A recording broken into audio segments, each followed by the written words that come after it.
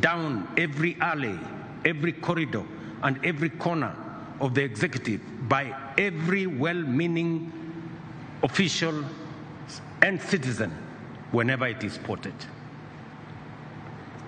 I, William Ruto, President of Kenya, fully support the rigorous and expeditious prosecution of any corruption case backed by evidence. This is the only way to restore trust, uphold the Constitution, and assure Kenyans that no office, no title, and no individual is above the law.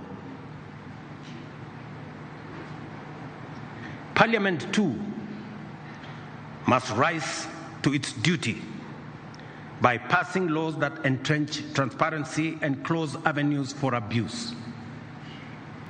I commend Parliament for passing the Conflict of Interest Bill, now law, which I have signed. This law strengthens ethical standards and closes loopholes that allowed abuse of office. But as Parliament performs oversight and demands accountability from others, it must also remain accountable to the people of Kenya.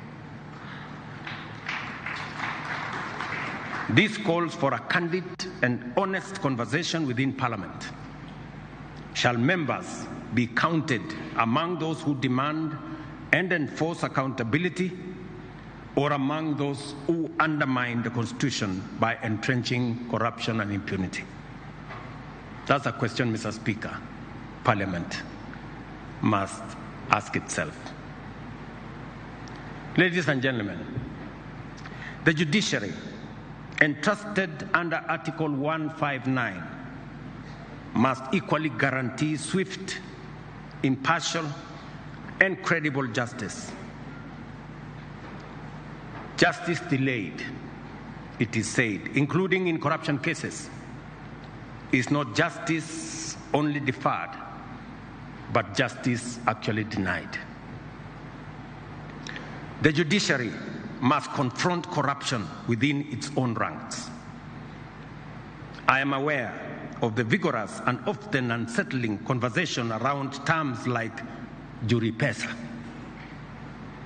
As painful as this may be, they cannot be ignored.